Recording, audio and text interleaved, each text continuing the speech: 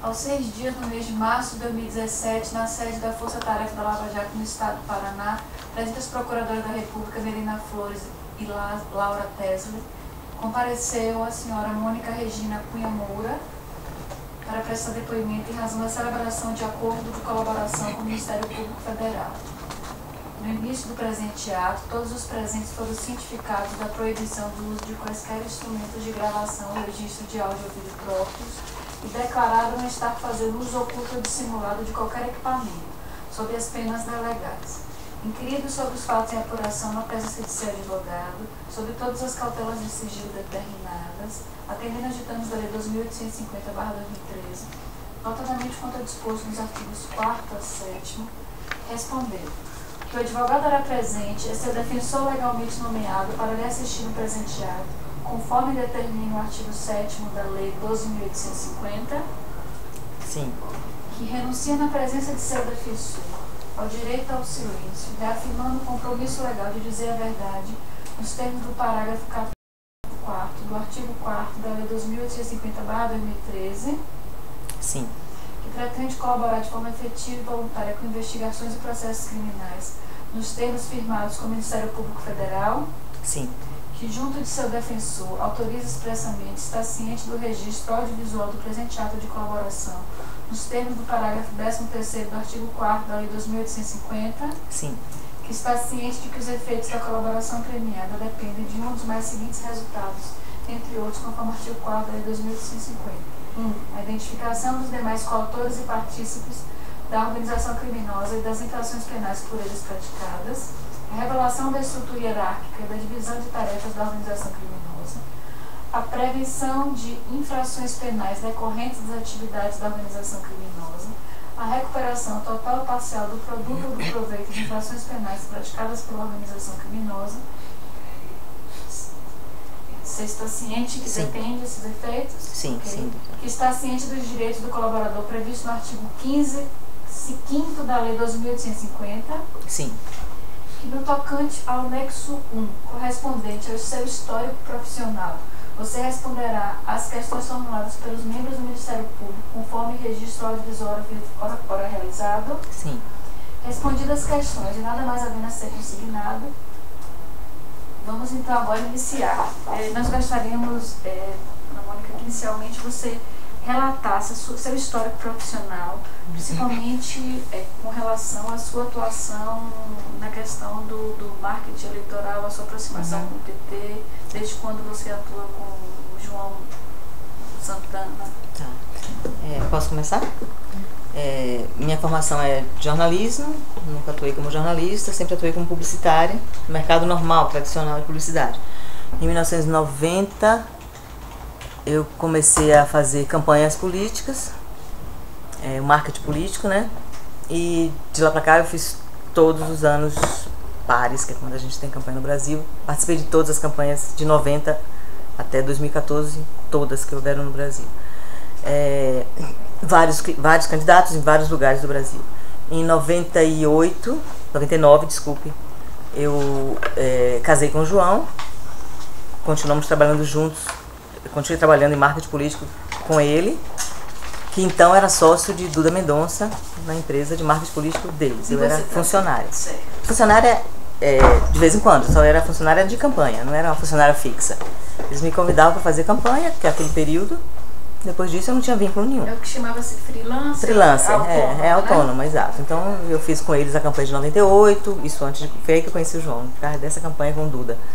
Depois eu fiz 2000 também com eles, eu fiz 99 na Argentina com eles, enfim, trabalhando sempre como freelancer, contratada por eles.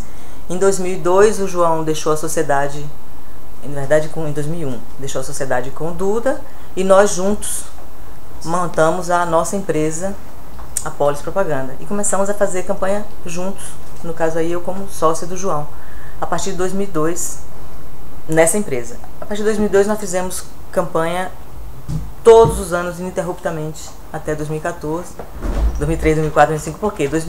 Ano par a gente fazia no Brasil sempre, e ano ímpar a gente fazia no exterior, porque começamos a fazer campanha na Argentina em 99 e também não paramos mais, todo ano eles nos convidavam, e lá é sempre, o ano de campanha lá é ano ímpar, né?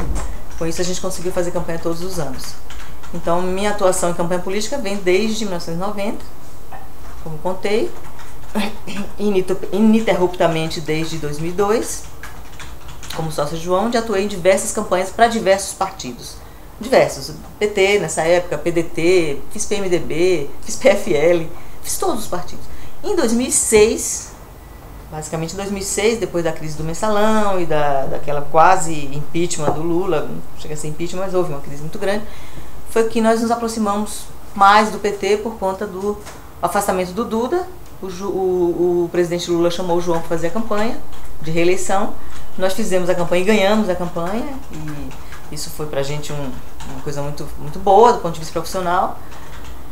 E a partir daí toda a campanha do PT, as mais importantes, óbvio, né? Não era toda a campanha, porque no ano municipal, por exemplo, tem campanha em todos os lugares, então a gente não fazia todas, óbvio. Mas a partir de 2006 nós fizemos com o PT todos os anos. Então, por exemplo, em 2008 nós fizemos campanha do PT, mas também de outro partido. Em 2010 nós fizemos o PT, o presidente Dilma. Em 2012 nós fizemos o PT, aí o Haddad e o Patrus em Minas. Em 2014 fizemos de novo o PT com a presidente Dilma, a reeleição. Então nossa aproximação com o PT realmente começou em 2006, com esse chamado para o João fazer a reeleição do presidente Lula. Esse é o nosso... Agora vocês tinham algum contrato de exclusividade? Não, de forma alguma. Tanto é que, por exemplo, só como exemplo, em 2008, que era uma campanha municipal, nós fizemos aqui, a Gleisi Hoffmann, nós fizemos São Paulo, a Marta, as duas são do PT, mas nós fizemos também o PDT, em Campinas, o prefeito do PDT.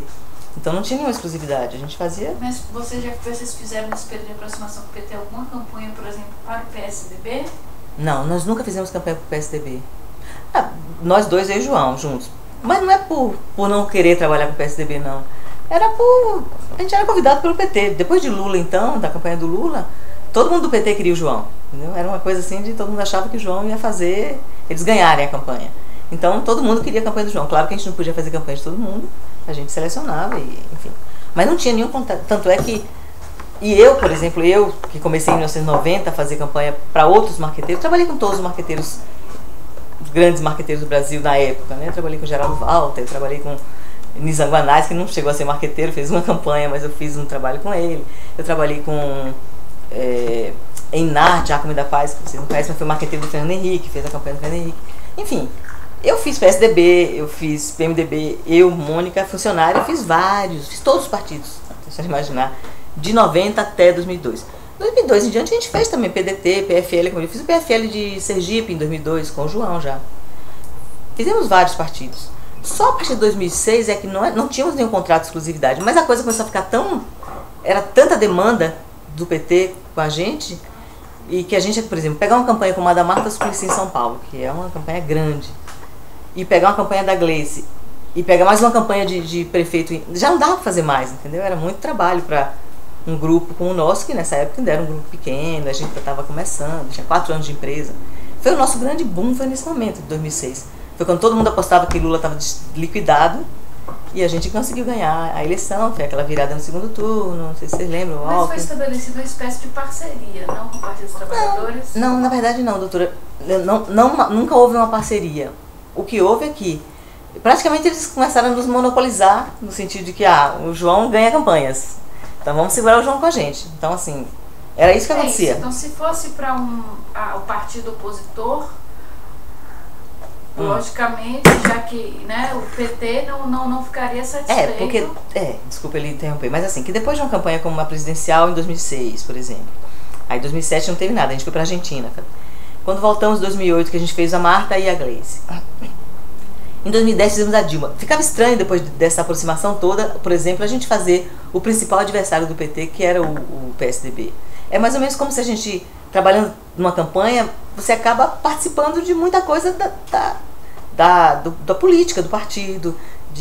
Então, assim, seria como, por exemplo, deixa eu dar um exemplo, o Lavareda, não sei se você conhece, mas é um marqueteiro basicamente do PSDB, ou aquele menino que fez o Alckmin, fez o Sérgio, esqueci o nome dele agora, e até nosso amigo. marqueteiro do PSDB, assim, ele é reconhecido como marqueteiro do PSDB. Ele tentou fazer o Haddad agora ele recebeu um convite do Haddad em 14, quando a gente não, em 16, desculpa, essa reeleição agora. Ele é nosso amigo, ele falou, eu recebi um convite do Haddad para fazer, não tenho mais nenhum vínculo com o PMDB, quer dizer, não faço campanha do PMDB porque ficaram devendo muito a ele, ele não quis. Mas ele não se sentiu bem ir para lá, entendeu? Ele falou, pô, me sinto estranho, eu passei tantos anos trabalhando no PSDB e agora eu vou trabalhar pro PT, fica parecendo que eu vou, sabe, que eu tô fazendo não existe nenhuma lei contra no nosso mercado, tanto é que tem muito marqueteiro que faz. Sai de um vai pro outro com maior facilidade. Mas eticamente é complicado. Aí o João não fazia. O João fez, por exemplo, depois que a gente fez o PT, a gente fez o PDT, a gente fez o PMDB no outro ano, já fazendo PT. Mas são partidos aliados, quer dizer, não ficava uma coisa tão... você tá saindo daqui para fazer a campanha do Serra? Estranho isso, tá entendendo? Não era exatamente um contrato de exclusividade.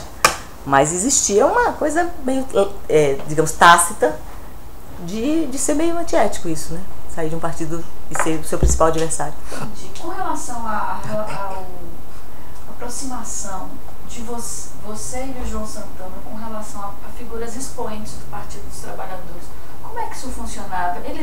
Você se aproximou de determinar, eles iam na sua casa, vocês frequentavam a casa um do outro, como é que isso funcionava? Nunca tivemos relação pessoal, assim, social, pessoal, com nenhum deles.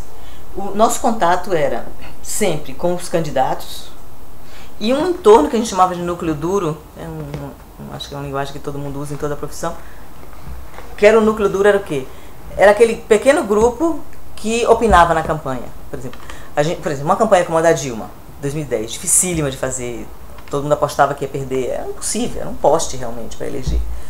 E o João não aceitava que, por exemplo, ficasse 10, 12 pessoas do PT dando opinião sobre o programa. Porque nossa área é marketing, a gente não fazia comício, a gente não fazia...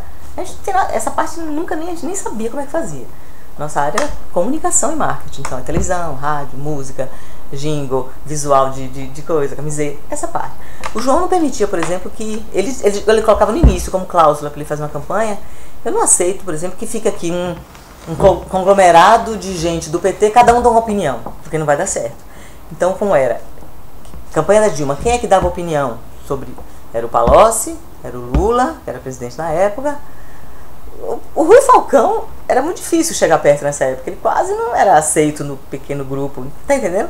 Só que a gente tinha essa relação diariamente durante a campanha, muito intensa com eles todos, de dia a dia, imagine o que é produzir um programa por dia, na época eram 3, 4 meses de horário gratuito, e todo dia, virava a noite, era um relacionamento muito intenso nesse período. Acabava a campanha, outubro ou novembro, pro segundo turno, normalmente tinha, a gente ia embora pra nossa casa, nunca tive contato com... Pra não dizer que nunca tive contato social, posso dizer, por exemplo, Palocci, uma pessoa que a gente teve uma aproximação muito grande com ele, porque a gente fez... João fez a campanha dele em 2000 de prefeito, não tinha nada a ver com Lula, com nada, Lula nem era presidente, mas João fez a campanha dele. Então a gente teve uma relação, não posso dizer de amizade, mas bem próxima do Palocci, tanto é que ele foi na nossa casa, em Salvador uma vez, com a mulher dele, Margarete, a gente teve uma aproximação assim, foi como visita, foi nos visitar, foi lá. É o máximo que eu posso chamar de amizade. E Palocci, quem mais tinha essa aproximação? Que conseguiu ultrapassar a fronteira profissional? Se eu me lembrar, para não errar e nem falar, fora o Palocci. Dilma, a gente nunca teve essa aproximação pessoal, a não ser profissional, era intensa, mas era profissional. O próprio Lula, nunca fui numa reunião na casa do Lula, não sei nem como era. O Lula nunca esteve na nossa casa, nunca em nenhum momento. Nunca saímos juntos para nenhum lugar. O casamento da filha da Dilma, mas a gente não tinha nem feito a campanha dela ainda. Mas vocês foram. Ela convidou e a gente foi né? A gente não nem conhecia a menina, não sabia nem quem era, mas a gente foi. Deixa eu me lembrar, Rui Falcão não tive nenhum contato. O Haddad foi uma pessoa que a gente teve uma aproximação durante a campanha muito forte com a mulher dele, a Anistela, que eu me dei muito bem com ela, uma pessoa muito, muito simpática, muito querida, e a gente ficou muito próxima naquela época da campanha. Acabou a campanha, você tem ideia, ele foi 4 anos prefeito. O Guido Mantega eu mal conheci. Pra ser sincera, eu conheci o Guido, eu conhecia de lugares assim, não aparecia na nossa produtora, ele nunca apareceu, durante todas as campanhas que eu fiz com o PT, eu nunca vi. Mas ele era ministro da Fazenda, eu sabia quem era, via. E eu comecei a ter contato, de primeira vez, conversar com o Guido, de ver, de falar, na campanha de 2014, quando a Dilma disse que era o Guido que ia dessa vez cuidar da parte financeira da campanha, que não era mais o Palocci, que agora era o Guido. Aí eu tive aqueles encontros com ele que eu relatei, que vou relatar mais adiante, puramente profissional, nunca tive nenhum encontro, nem conheço direito. O Haddad já lhe disse assim, a Marta muito menos, era só campanha, nunca tive nenhum tipo de... E durante a campanha a gente pode dizer, mas durante a campanha, por exemplo, vocês foram no mercado, eu estou falando hipoteticamente, no Mercadão de São Cristóvão, por exemplo, que é o lugar que todo político vai, né, que é a campanha, junto com o Haddad, o Lula e todo mundo. Fomos, mas era um evento de campanha, era uma festa que fizeram, aí fazia aquela mesa gigante, tá todo mundo lá, a gente ia acompanhando. Isso era evento de campanha. Esse tipo de coisa, várias vezes. Evento social particular nosso, ou deles, fora esse que eu relatei, Palocci e o próprio Haddad e a Anistela, que a gente ficou muito próximo, nunca tivemos assim, nunca foram na minha casa, eu nunca fui na casa deles. Depois que ele virou prefeito, eu nunca tive contato com ele. Você entendeu? Meus filhos viviam pedindo coisas, tipo, coisa de adolescente, né? Vai ter o Lollapalooza lá em São Paulo. Pô, consegue um convite com a prefeitura. O João não deixava. De forma nenhuma, eu não quero pedir nada a ninguém, porque eu não quero dever favor por ninguém. Nem esse tipo de coisa boba, pueril, a gente não fazia para não ter proximidade muito. Então, não tem. Proximidade pessoal mesmo, nenhum deles. Pode lembrar todos os dirigentes do PT, que inclusive Vacari, que era um dos que estava mais que rodeava um pouquinho ali o chamado núcleo duro, Rui Falcão, Marta, Haddad, nenhum deles. O Zé Disseu? Zé Disseu a gente conheceu assim, en passant, porque quando a gente entrou, quando a gente foi chamado em 2006, o Zé Disseu já não estava. Ele já não participou de nada, ele nunca esteve numa reunião sequer, ele já estava afastado. Em 2008, então de lá pra cá o Zé Disseu não existia. Eu fui ter contato com o Zé Disseu, para lhe falar a verdade, na campanha da Venezuela em 2012. Que ele foi mais ou menos um intermediário, vamos chamar assim, né, para levar a gente para lá, porque o embaixador de lá era muito amigo dele. Ele tinha muito contato com a Venezuela, né? Ele tinha todo um... E foi ele que fez pediu para fazerem contato com a gente, não foi nem ele que fez. Pediu para encontrarem o João e convidar para fazer a campanha da Venezuela. Mas o contato com o Zé Disseu foi esse, durante esse período, que ele foi algumas vezes com a gente na Venezuela, no início da campanha, depois também não foi mais, e nunca mais a gente viu. Voltei da Venezuela em outubro de 2012 e eu nunca mais nem vi o Zé Disseu. Não tenho relação com ele. Eu tenho. A senhora referiu que a senhora tinha contato, a senhora e o João, tinham contato com o núcleo duro do partido. A senhora usou esse termo. Quem eram essas pessoas que compunham esse núcleo duro com os quais a senhora tinha relação? Cada campanha, vamos chamar assim, cada campanha tinha o seu núcleo duro próximo, por exemplo. Na campanha da Dilma, vamos falar, que é a primeira campanha mais, assim, digamos, importante. Claro que a 2006 foi muito importante, mas vou dar como exemplo. Em 2010, quem era o núcleo duro? Que eram aquelas pessoas que gravitavam ali em torno da Dilma. Era Lula, Palocci, como ele disse, o Rui Falcão, ainda tentando chegar e ficar... Depois é que ele cresceu muito no partido, né? Depois da queda dos Palocci, Disseu, não sei o que, essa galera que sabe. Caiu, ele... Mas podemos botar o Rui Falcão aí. Vacari nunca foi na produtora. Deixa eu me lembrar de mais alguém do chamado núcleo duro, tá? Mas isso já está falando especificamente de uma campanha. De uma campanha. Porque aí eu ia voltar, por exemplo, a campanha de 2012, por exemplo, já era outro do núcleo duro, que era o pessoal mais ligado ao Haddad. Aí era o Zé Américo, que é um vereador de São Paulo, que virou secretário de Haddad. Aí era o... Mas e essa relação com esse núcleo duro, como que se dava? Porque a senhora falou, eram núcleos diferentes, então. Cada campanha tinha um núcleo diferente. Claro que tinha gente como o Palocci, por exemplo, que era sempre. Palocci estava em todos, então, até 2012. Então, vou dividir minha pergunta. Havia pessoas que, como a senhora mencionou, Palocci, que a senhora referiu, além do Palocci, outras pessoas que compunham esse núcleo duro de uma forma mais constante? Fora o Lula também, né? Claro, o Lula era o tempo todo. Era o Lula. Desde quando? Desde 2006. A campanha de 2006, que foi a dele própria, era ele que praticamente comandava. E o que eu chamo de aproximação do núcleo duro, vou explicar bem. É assim, eram as pessoas que estavam com a gente nas reuniões de decisão dos programas. Por exemplo, a decisão, vamos atacar ou não atacar a Marina, por exemplo. Porque a Marina está subindo muito. E o João começou a dizer, a Marina está subindo muito, não pode deixar a Marina solta, e só batia no Aécio, para o Aécio cair, porque o Aécio elegeram o Aécio, esse núcleo duro, quem decidia quem é o adversário. O João dava a opinião dele, mas eram eles que decidiam politicamente, olha. Aí o João falava, gente, vamos bater na Marina, a Marina está subindo sozinha, olha lá. Esse núcleo decidia. Então tá, o programa de amanhã pode mandar ver, vamos fazer tudo.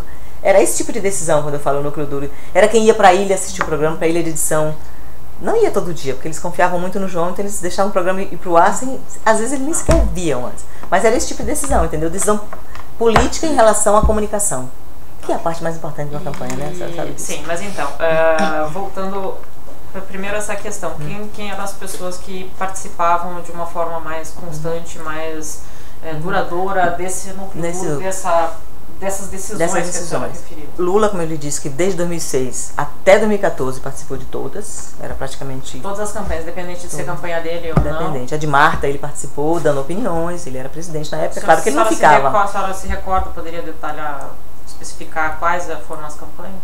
Sim, a da Marta em 2008, ele participou bastante com opiniões, sugestões, pedidos de coisa que não, tu tem que fazer isso, tem que... Coisas que ele achava... Porque ele tem uma cabeça muito... Não de publicitário, mas muito política. Então ele tinha uma visão. A de 2010, intensamente, era ele praticamente que mandava nas decisões, não era Dilma nem ninguém. E todas. A de 2012 já não estava tão próximo, inclusive foi na época que ele ficou doente, ele já se afastou um pouquinho. Em 2014 ele voltou de novo e participou de tudo.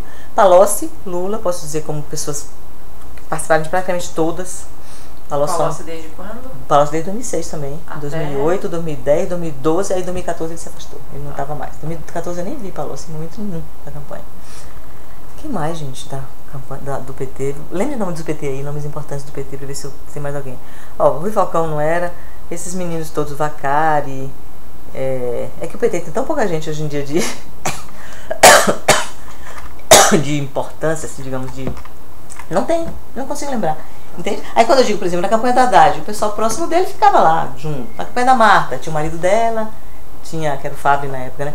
E tinha um núcleozinho mais próximo dela que ficava, que dava opinião. Com relação ao pagamento, ao custo das campanhas, você tratava só com pessoas específicas? Como é que era? Cada campanha era designado quem é que ia cuidar daquilo, desse tema. Então, por exemplo, era a campanha de 2006, que foi o nosso primeiro contato com... assim, mais próximo com o PT. A gente já tinha feito PT antes, mas não com esse contato como a de Lula. O Lula chamou o João, ele vai relatar tudo isso no anexo dele. O Palocci, na verdade foi o Lula, chamou na época da crise, 2005 ainda, e aí João ajudou ele na crise bastante, aí ele convidou para fazer a campanha e falou, ó, acertem tudo com o Palocci. Parte financeira, o Palocci que vai cuidar. Ele nem ouvia nada de proposta, né? Aí o João fazia a mesma coisa, ó, vai lá e acerta tudo com o Palocci. Aí eu que ia, conversava, acertava, como é que ia ser, que valores. Chorava, reclamava. Até 2012 foi o Palocci? Até 2012 foi o Palocci. Todas? Todas. Ele participou da campanha da Marta, campanha daqui, que foi o Paulo Bernardo quem acertou comigo. Aqui, eu vou contar depois. Ele ficou na Gleice, ficou uma dívida razoável e quem pagou quem acertou foi o Palocci.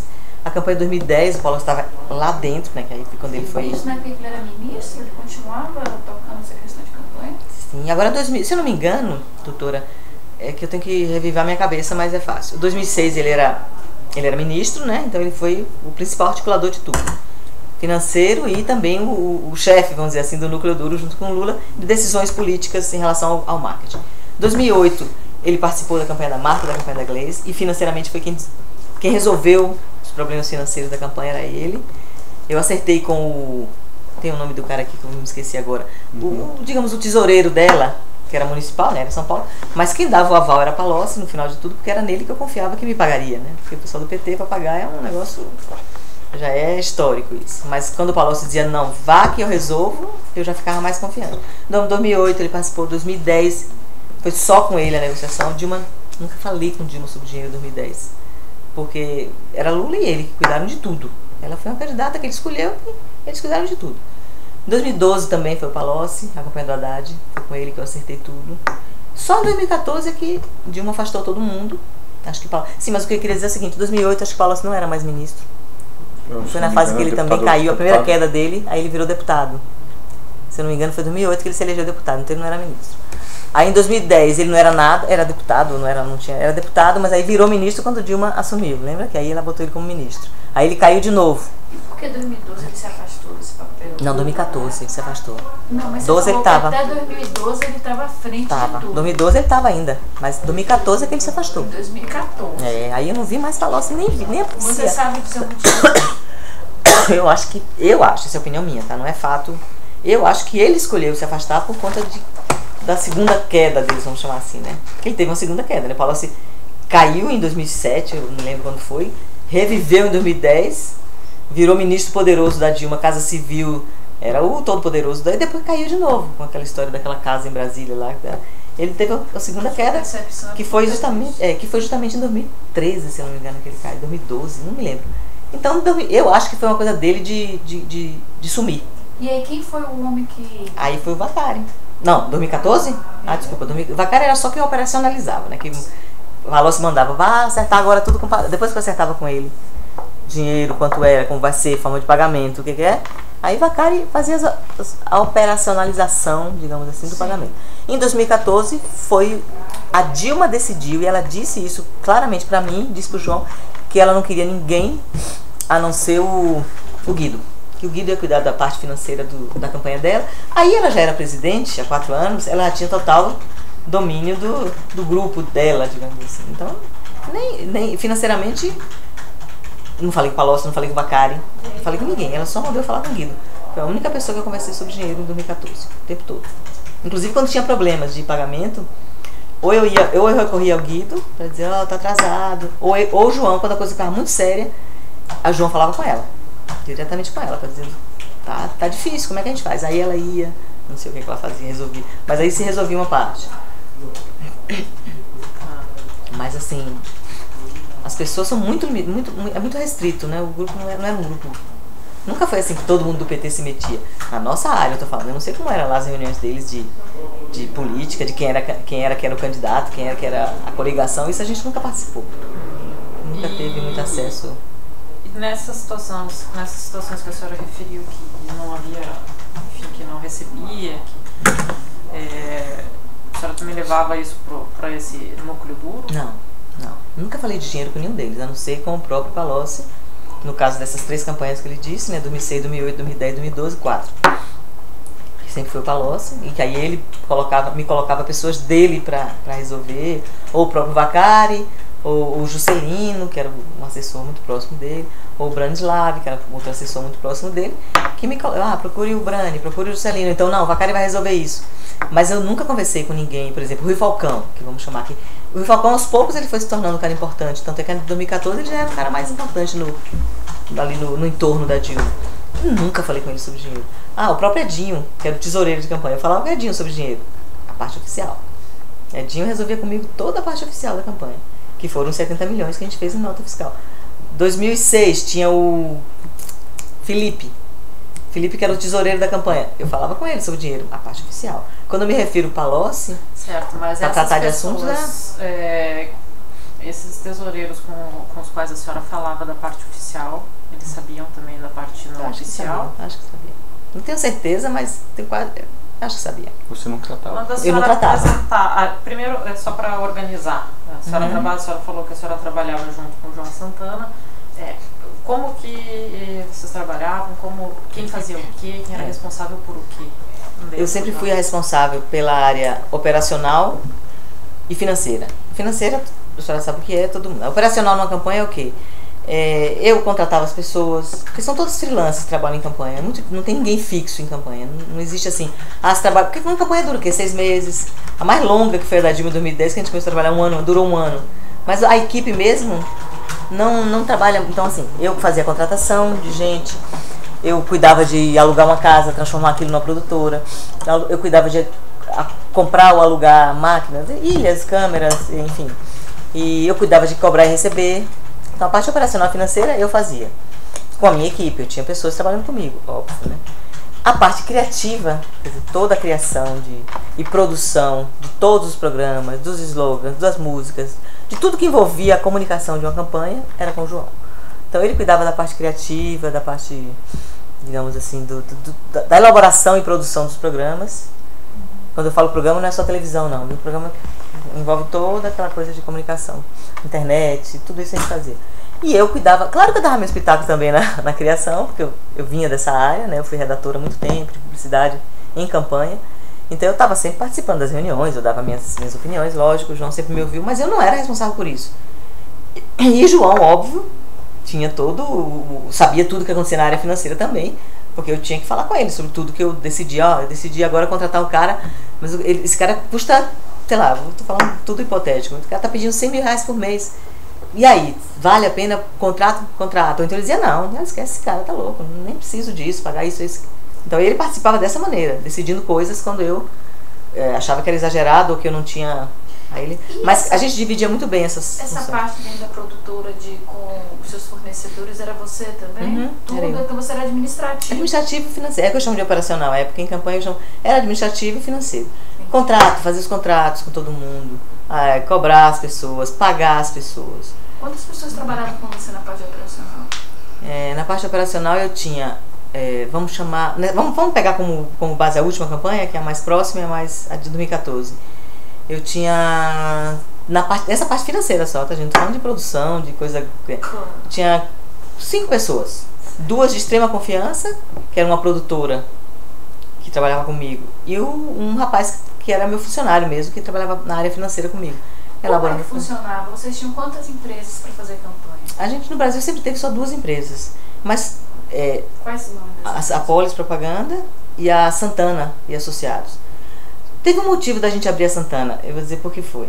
A gente abriu a Polis em 2002, como eu contei, e em 2003 fomos convidados para fazer uma campanha na Argentina, já pela Polis. Fizemos a campanha e tal e tal.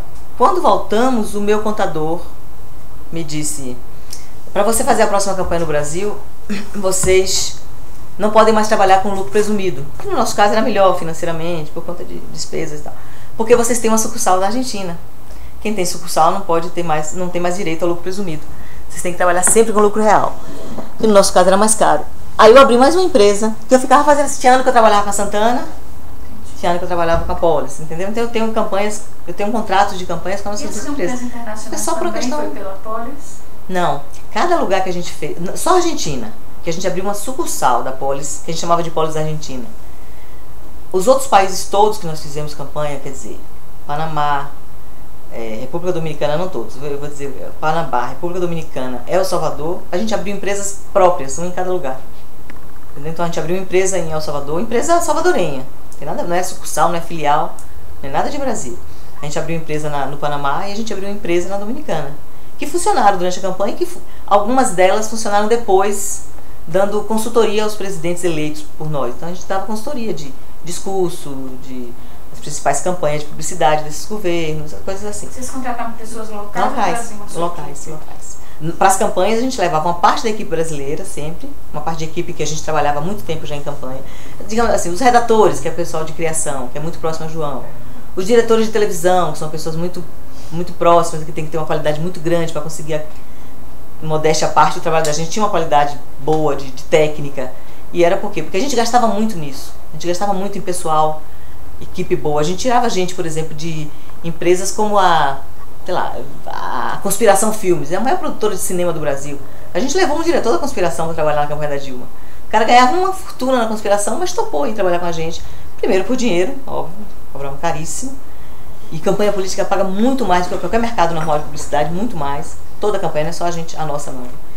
E também porque naquela época, ironia do destino, o João Santana tinha um nome muito respeitado. Então todo mundo queria trabalhar com o João.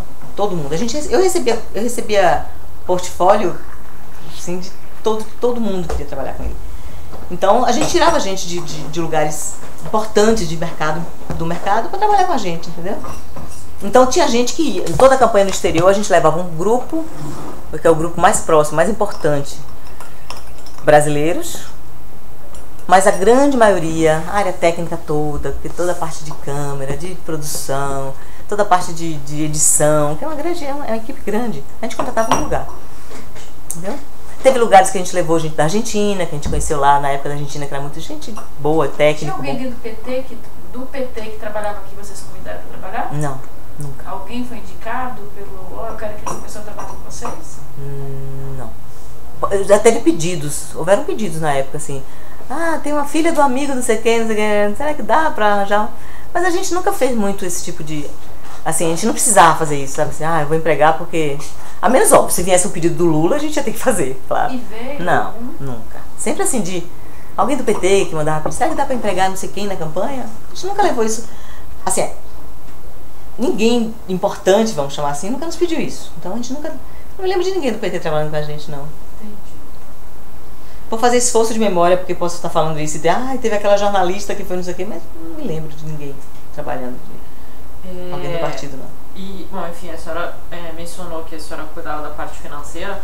E como que era essa questão do orçamento da campanha, enfim, todo esse processo desde a aproximação dos interessados em contratar a empresa da senhora, do seu marido, e essa definição do valor custaria uma campanha desse porte.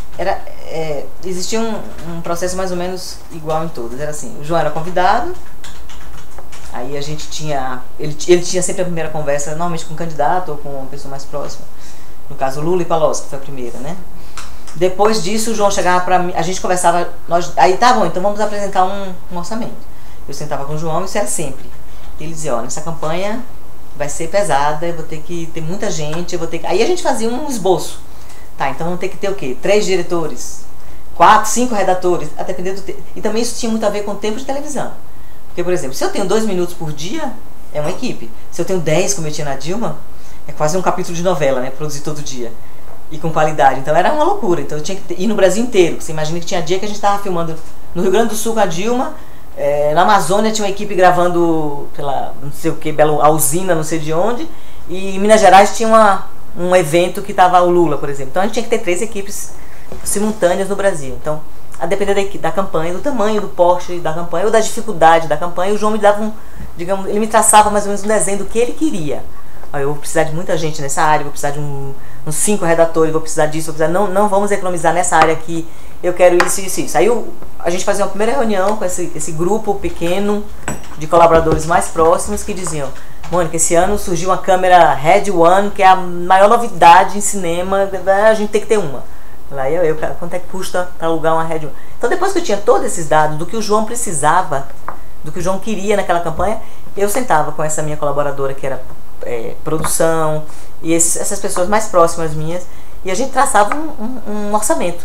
A gente fazia mesmo, assim, eu tenho guardado tudo isso, eu posso mostrar. Quero saber da discussão do preço com as pessoas que vão contratar o serviço. Não, então, aí eu chamava, a gente botava lá um mapa onde dizia, vamos pagar 30 mil para esse redator, e botava o meu preço, o que eu achava que eu ia pagar. Claro que na hora da discussão, da negociação, tinha gente que eu tinha que pagar mais, tinha gente que eu tinha que pagar menos, aí eu conseguia reduzir um pouquinho aqui, que eu botei 30, eu consegui fazer 25, aquele que eu botei 30, o cara só veio por 40, então eu fazia esse jogo aí.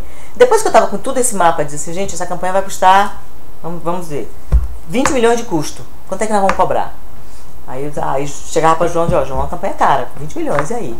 O que é que você acha? Vamos cobrar vamos cobrar 29, vamos cobrar 30, vamos cobrar 31. Era assim que chegava o seu preço, entendeu? Porque a gente botava o quê? 30%, às vezes. Tinha campanha que dava 30% de lucro. Como é que se conversava? Tinha campanha que dava, a do Haddad deu 10% de lucro, pra você entender. Porque eu me perdi tanto no orçamento. Eu fiz um orçamento que depois degringolou completamente. Acontecia muito isso também. Eu fazia um orçamento que eu achava que ia dar, e quando chegava no meio do caminho, que a coisa estava ficando preta, e que o João via que tinha que contratar mais não sei quem, e eu ficava, João, mas o dinheiro, eu quero saber de dinheiro, é meu nome, eu quero ganhar. Então, era pacote fechado. Era pacote fechado. Pacote fechado total. E essa discussão eu cobrava tanto, se eu cobrava 30 milhões para uma campanha, para o cliente, e fechava com ele, a partir dali ele não tinha mais nenhuma preocupação com o valor de marketing, nada. Ele não queria saber se eu contratasse a Regina Duarte para fazer o programa e eu ia pagar ela dos 300 mil reais, ele não queria nem saber, é problema meu. Eu cobrei 30 milhões, eu vou gastar. Então eu administrava os gastos para ter um lucro razoável, entendeu? Às vezes eu me perdia. Por dentro e por fora. Então, aí tinha essa discussão. Tinha essa discussão. Muita gente, pessoa mesmo, gente, era muito difícil esse negócio de por dentro e por fora, porque as pessoas não aceitam, por exemplo, tirar um diretor da conspiração. Eu tô falando sempre esse exemplo, mas eu tenho vários. E dizer, olha, eu vou fazer a campanha, eu vou te pagar 100 mil, mas eu vou te pagar tanto por dentro e por fora, eu não chegava nem a falar isso. Entendeu? Eu não tinha esse tipo de intimidade de falar isso. Onde é que a gente... Eu tô perguntando de quem contrata o serviço, ou no caso, o político. Né? Políticos. Quem o falava? Quando havia essa aproximação a vocês, né? Quero que vocês façam a campanha para a pessoa tal. O custo da campanha 30 milhões. 30 milhões. Aí quem discutia comigo o que era por dentro e por fora? Como era a discussão do pagamento, essa questão, a senhora já falou em um depoimento que houve um caso de pagamento por fora. Em todas as campanhas ali. Então, não houve uma que eu Então, quero saber como é que era essa exatamente definição. como que isso acontecia. Era assim. Desde a primeira foi assim. Primeiro, quando a senhora se recorda de ter surgido isso? E como isso acontece? É assim, a primeira conversa com todos, isso aí eu tô falando de todos, em todos os momentos foi assim. Por exemplo, aí eu tenho que pegar um exemplo para não ficar tão amplo, já que teve tanta campanha na nossa vida. Palocci, que foi responsável por 4 ou 5 campanhas, era com ele. Eu chegava a dizer, ó, a campanha vai custar 30 milhões. Ah, tá muito caro, tá muito barato. Ficava, sempre tinha uma pechinchada. E depois, ok, então tá, vamos fechar aqui em 28? Tá bom, fechamos em 28. Agora é o seguinte, desses 28 eu não tenho como pagar tudo por dentro. Aí tinha sempre uma discussão, eu não tô dizendo isso pra me livrar de nada, porque eu já não tô mais nesse momento, eu já tô aqui em outro momento da minha vida contando tudo. Era uma coisa que pra gente era muito difícil, eu queria muito que fosse tudo, lógico, pra mim era muito mais fácil trabalhar com tudo por dentro, apesar de pagar imposto, pra mim era maravilhoso, eu recebia no banco, pagava todo mundo no banco, depósito em conta, e a vida era muito simples, mas nenhum político, e eu posso garantir a senhora, nenhum marqueteiro no Brasil trabalha com dinheiro por dentro, totalmente. Nenhum. Não existe. Porque o partido não consegue ter teto, como eles chamam, suficiente para gastar 30 milhões no marketing, e aí vai ter mais todos os gastos que eles têm lá de uma campanha, e o teto que eles colocam ali do TSE e tal, vai para as cucuias. Então, por exemplo, a Palocci sempre, desde o início, ele dizia, é 28, tá, agora vai ter que ter uma parte por fora. E ele sempre queria uma maior parte por fora. Aí começava a minha briga de ficar, não, peraí, se a senhora observar, eu vou deixar todos os contratos com vocês, todos que eu tenho desde o início. Se a senhora observar a campanha do Lula, por exemplo, a primeira delas, teve uma parte enorme por fora. E a gente foi diminuindo. Tanto é que a da Dilma já foi uma diferença enorme. Eu consegui 70 milhões, de 100 milhões que custou a campanha, 105 para ser bem exata, eu consegui ter 70 milhões em contrato. Foi um suor, foi uma luta. Então 30% foi por fora, foi o mínimo que a senhora conseguiu? Foi o mínimo. A maioria, a média era metade. Metade por fora. Mas muitas vezes foi mais da metade por fora. Muitas vezes, porque eu não conseguia. Eu tentava e não conseguia. Então, eu tinha que fazer, eu fazia. E eu acabava aceitando. Mas era nessa conversa com, digamos, a pessoa que era responsável pelo financeiro, no caso o Palocci, várias vezes, da última vez o Guido, é que tinha essa discussão do por dentro, do por fora, como é que vai ser. Era sempre com essa pessoa. Nunca teve com várias pessoas essa discussão. Entendeu? Era uma pessoa comigo, sentava, no caso Palocci, em todas, Guido nessa última, e nas campanhas anteriores que está aí, que a gente vai falar, sempre tinha um responsável para... Às vezes era o próprio candidato. No caso do Delcídio, por exemplo, ele próprio foi o negociador da campanha dele. Ele não botou ninguém para negociar a campanha dele. Geralmente o candidato bota, né? O candidato não gosta de falar de dinheiro. Ele fica naquela posição de, eu não falo de dinheiro. Então, mas o Delcídio não. O Delcídio ele mesmo tratou, ele mesmo resolveu, ele mesmo disse quanto é que tinha que ser por fora e por dentro. Foi no caso. Mas tinha outras campanhas que tinha sempre um preposto. E quando vinha a discussão por fora, você já perguntava como é que vai ser esse por fora, como é que vai ser pago, como é que funcionava isso? Porque vocês tinham que garantir. Sim, claro. O por fora não estava contratado. Né? E o por fora nunca estava garantido. Nunca. Era tudo na confiança. Por quê? Porque não existia um contrato. Vai existir contrato de dinheiro por fora como, né? Nem contrato de gaveta, que é o que chamam de contrato de gaveta, a gente nunca fez. Então o por fora era sempre de boca. Sempre. Por isso a gente tinha tanto problema de receber. Por isso demorava tanto para receber, não só a gente, todo mundo. Eu conheço gente aí que tem campanhas de 2012 que nunca recebeu. Marqueteiro que eu conheço que nunca recebeu. Ia por fora, vai fazer o quê? Botar na justiça? Como é que faz? Então, sempre tinha essa discussão assim. Depois que eu conversava e valia o preço, vai ser tanto por dentro, ok. Isso aqui é nota fiscal, bonitinho, vamos fazer o contrato. Isso aqui é por fora. Aí, normalmente ele me dizia quem ia pagar, ou como ia ser. Em 2006 foi que eles me estrearam essa coisa, foi quando eu conheci a Odebrecht. Entrou a Odebrecht na minha vida. Em 2006, quando o Palocci disse, essa parte aqui, se eu não me engano, foi 8 milhões dos 24 da campanha, foi 13 milhões dos 24 da campanha, acho que foi isso. Foi por fora, e o restante foi por dentro. Então, ele que me disse, a Odebrecht vai pagar uma parte da campanha. Na verdade, a Odebrecht pagava uma parte por dentro e uma parte por fora, né? Porque, não pra mim, mas a Odebrecht doava pro partido oficialmente. Então, era a parte que ele... E pagava despesas do partido por fora, que não era só a gente. Pagava despesas em geral, eles pagavam pesquisa por fora, eles pagavam marqueteiros por fora, eles pagavam várias coisas por fora. Isso a gente sabia porque não. Você acaba andando nesse mercado, né? É como qualquer mercado profissional, você acaba discutindo coisas com outras pessoas. A senhora sabe como que era feita essa escolha de quem pagaria por dentro e quem pagaria por fora? Não. Quem que ia ser o responsável pelo pagamento da gente? Não, quem pagaria por fora e quem pagaria na prestação de contas oficial. Não, isso eu nunca soube. Nunca participei, nunca soube. Eu sempre participei, eu sempre sabia da minha área, né? Eu conversava, quando eles colocavam as condições deles, a condição era sempre essa. Ou não fazer a campanha, é verdade isso. Eu já ouvi uma vez do próprio Palocci dizer, ó, desculpa, mas se não for assim não dá pra fazer. A gente não tem como pagar, a gente vai conseguir outra pessoa. Aí vem aquela coisa não é nem só a ganância pelo dinheiro, né? Porque você tá fazendo campanha, porque você tá fazendo nome, você tá fazendo portfólio, você acaba fazendo. E acaba virando uma coisa tão comum no mercado que você acaba entrando nesse turbilhão e, sabe, quando você vê, você já tá achando tudo normal, tá achando tudo comum. Mas nunca teve assim, eu nunca participei das decisões deles sobre o que eles pagavam por dentro e o que eles pagavam por fora, não. Então, só para ficar claro, a senhora falou desde o início, desde quando que essa prática... Desde que eu virei dona de empresa, 2002. 2002. Desde que eu virei até 2014. Desde que eu virei dona de empresa. Porque antes, como eu era funcionária, eu não sabia nem quanto custava uma campanha, né? Eu cobrava meu cachê e pronto. Quando eu virei dona de agência, né? Vamos chamar de agência, é que eu comecei a negociar e comecei a ver que o mercado era assim. Agora, quando eu era funcionária, isso é um dado, quando eu era funcionária, eu chamo funcionária, mas freelancer de campanha, eu recebia também por dentro e por fora. Muitas campanhas. Chegava e dizia, ó, você vai emitir nota fiscal você ganha quanto por mês? 20 mil por mês, né? Tá. Então você vai pagar, eu vou te pagar 10 por dentro e 10 por fora. Eu recebi várias vezes dinheiro por fora de outros marqueteiros. Agora, como era a negociação deles, eu nunca soube. Eu não tinha esse alcance, entendeu? Quando eu era freelancer. Eu só recebia. Aceitava. Depois que eu virei dona de agência, aí todas as minhas campanhas, desde 2002 até hoje. Depois do que aconteceu com Duda Mendonça no Mensalão, quando vocês aceitaram receber por fora, obviamente vocês já visualizaram um risco. Um risco enorme, e a gente não queria. E como foi que fez para minimizar esse risco? Deixa eu só voltar um pouquinho no tempo, porque tem um dado importante. Em 2005, quando o João foi chamado no Palácio do Planalto, a gente estava fazendo uma campanha na Argentina em 2005. E o João veio para o Brasil a convite de Gilberto Carvalho para conversar com o Lula, no meio da crise, que o Lula queria o João. Eles contrataram o João para fazer uma consultoria de imagem para o Lula nos últimos meses de 2005. Ele estava bem mal, foi na época da crise mesmo. Foi quando o João criou PAC, não criou o programa, criou nomes, né? Por que você não pega esse monte de coisa que o senhor tem aí, que está fazendo um monte de obra, por que você não cria tudo, botando um enorme guarda-chuva, a gente dá um nome, porque publicitariamente é mais fácil de vender. Foi quando o João criou Minha Casa Minha Vida, um projeto para botar.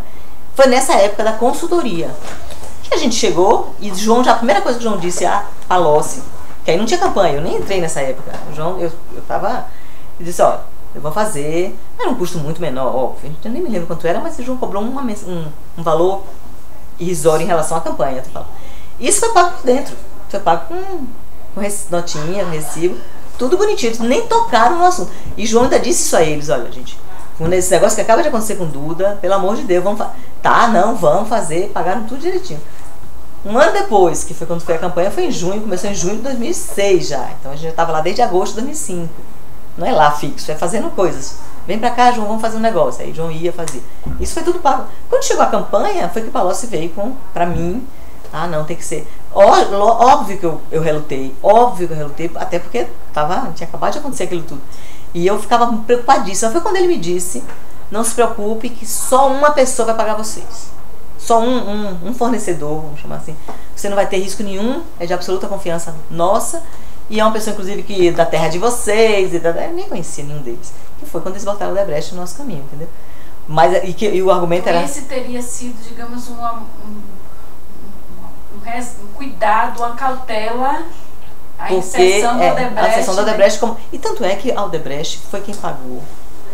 No nosso caso, eu tô falando, 2006, 2008, 2010. Aí 2010 foi a primeira vez que eles me colocaram numa situação complicada, que foi aquela dívida que ficou uma dívida grande, de 10 milhões de reais, que não pagava, ninguém pagava, eu corri para um lado para o outro, ficou para o mão de Vacari não conseguiu, foi para o Paulo Okamoto, não conseguiu, a gente conversou com o Lula, conversou com todo mundo, foi quando o Vacari me chamou e me falou de um senhor chamado Zivi, que tinha uma dívida com o PT, eu nem sabia que tipo de dívida era, e que pagaria essa dívida. Foi quando a primeira vez que eles colocaram outra pessoa na história, entendeu? Que não o Odebrecht com a gente.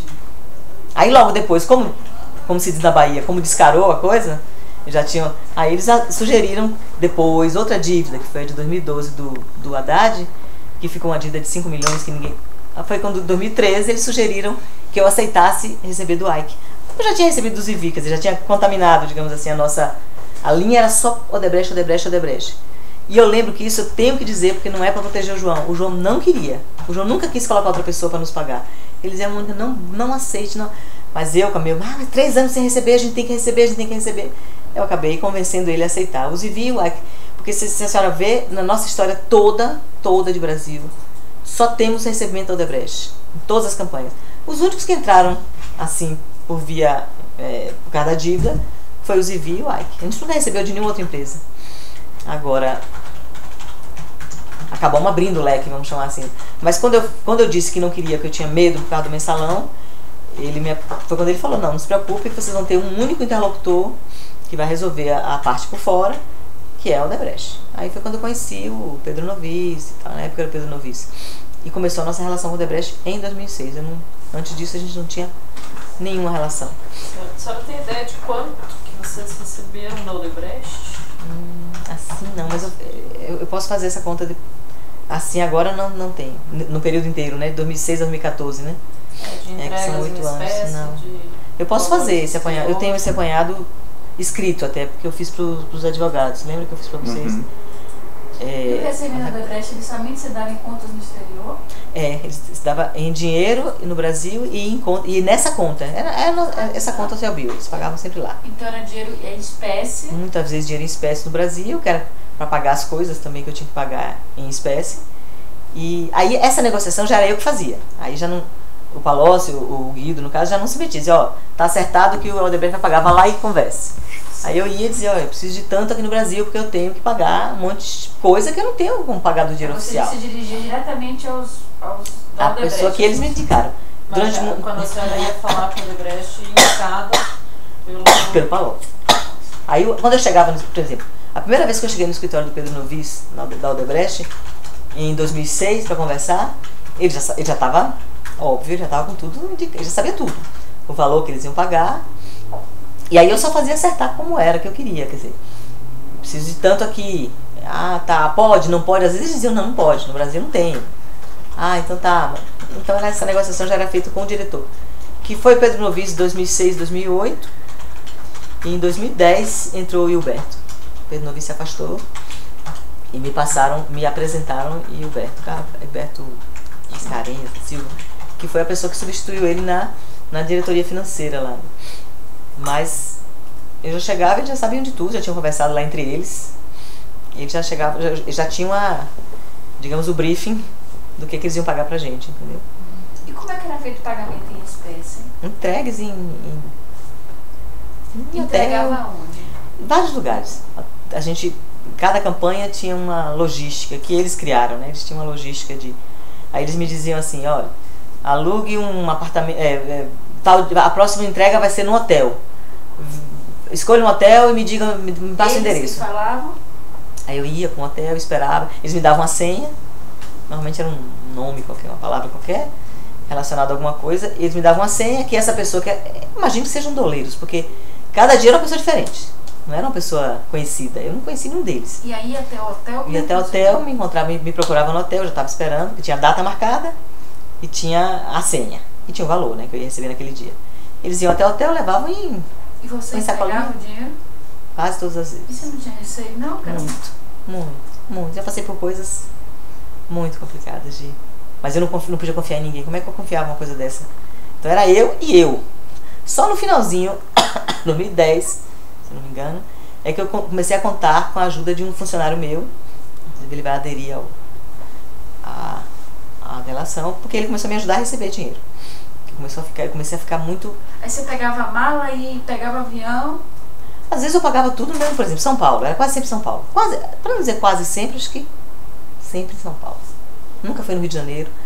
Na Bahia, nunca recebi dinheiro na Bahia. Então, normalmente eu recebia e pagava. Esse dinheiro que eu recebia em dinheiro, não era dinheiro que eu ficava para meu lucro, entendeu? O nosso lucro, o lucro do João, o nosso lucro era o dinheiro que ia para fora. Que a gente ia juntando lá, que era o lucro de campanha. O dinheiro que a gente recebia, ou então pagar os sócios, às vezes a gente tinha sócio em campanha, teve muita campanha, a gente tinha parceiros. E que a gente pagava percentual do lucro. Então, digamos, deu um lucro de 10 milhões, o sócio tal X tinha 10%, o sócio X tinha 5%, a depender da importância. Esses sócios também recebiam lá fora. Fora isso, esse dinheiro que eu pegava era todo para pagar. Eu pagava o fornecedor, eu pagava o cara que me alugava as câmeras. Aí a pessoa ia também no hotel buscar comigo, entendeu? Às vezes eu viajava também com dinheiro, ia para Brasília com dinheiro para levar, pagar coisa lá. Eu fiz muita... Agora, e com relação Passei por muito perrengue na vida por causa disso. a esse dinheiro? Fugiu aqui a pergunta. Você estava perguntando se era entregue em malas, era entregue em hotéis e às vezes em flats, às vezes em hotéis, era alguma coisa relacionada a isso? Que essas pessoas levavam? Eram sempre diferentes? Sempre. Aí, você consegue identificar algum emissário que levou para você a mala? Alguma pessoa que normalmente passou a ser sempre ele? Aí você consegue identificar algum deles, entregador do dinheiro? Não tinha uma pessoa fixa assim. Nunca foi nenhum funcionário da Odebrecht? Não, nunca. Eram sempre pessoas que eu nunca tinha visto na minha vida. Sim, pessoas diferentes? O pagamento da Odebrecht, sempre pessoas diferentes. Às vezes eles iam com dinheiro dentro das mesas, assim. Chegava aqueles caras com roupa de moto. Aí ia no quarto de entregar o dinheiro? No quarto perguntava, a senhora tem a senha? Eu dizia a senha, ele, tá. Aí, às vezes sentava assim, abaixava, levantava a calça sem a meia, tava aqueles meião de futebol cheio de dinheiro na meia. Às vezes tava com mochila, às vezes tava com maletinha. Nunca foi alguém que você conhecesse? Nunca. Sempre doleiros. Eu imaginava que eram doleiros. Eu sempre chamei de doleiro. Porque eu imaginava que é o tipo de gente que lida com esse tipo de coisa, de troca de dinheiro assim. Mas nenhum doleiro conhecido? Não. Até porque eu não conheço doleiro, então nenhum. E todas as vezes, e até pro André, essa pessoa, esse meu funcionário que recebia, até eu perguntava, é a mesma pessoa? Quando ele voltava. E aí foi...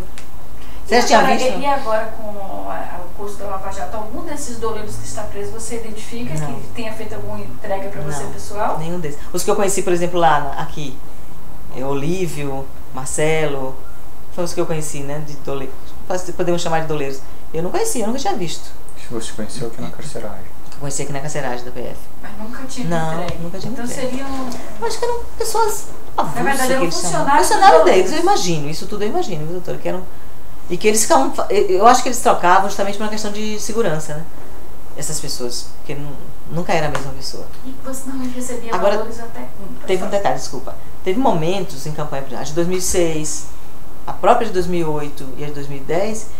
em que a parte por fora não era paga toda pelo Odebrecht, às vezes era paga pelo PT. Então aí sim que eu recebia dinheiro do funcionário de... Eu já recebi muito dinheiro das mãos de Juscelino Dourado, por exemplo. A gente se encontrava, tinha um lugarzinho já que era... Se câmera de televisão de shopping não fosse... Não apagasse, que apaga por tantos anos, né? Vocês iam ter todos os nossos encontros, porque era sempre no mesmo lugar, uma casa de chá que tem no Guatemi de São Paulo.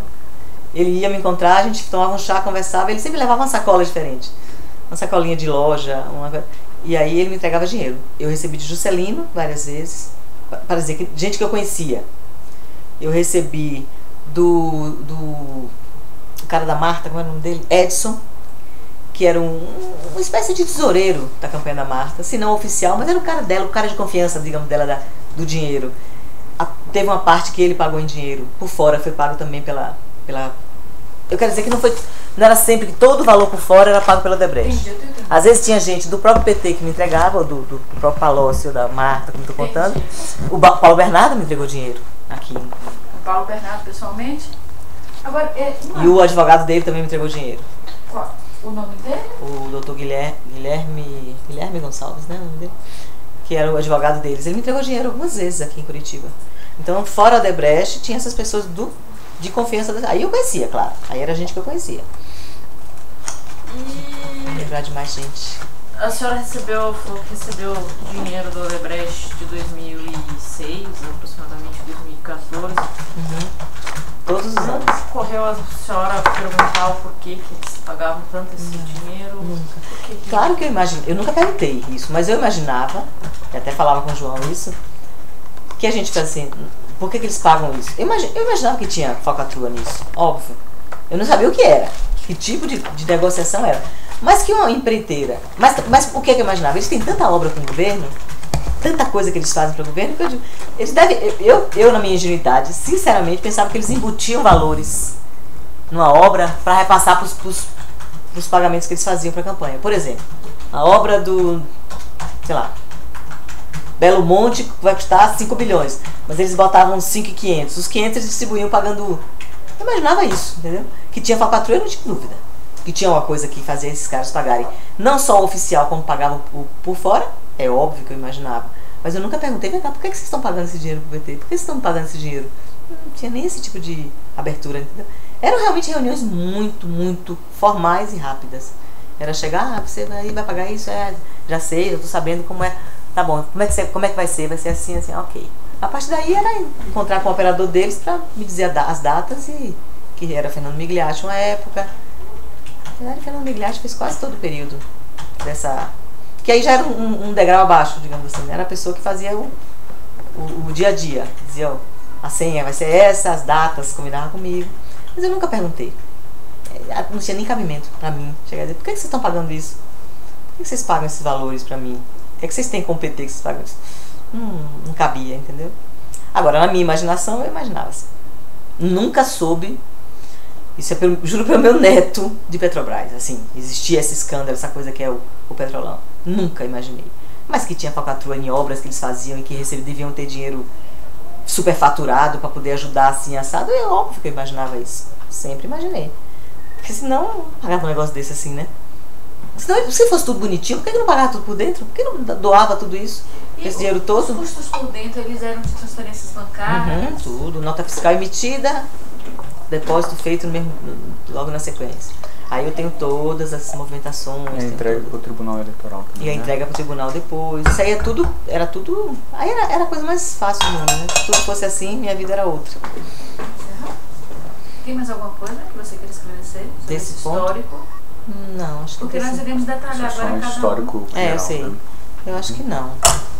Mas se eu lembrar de alguma outra coisa, eu posso mais tarde Claro, dar com certeza. uma voltada Principalmente nisso. nos anexos. Uhum.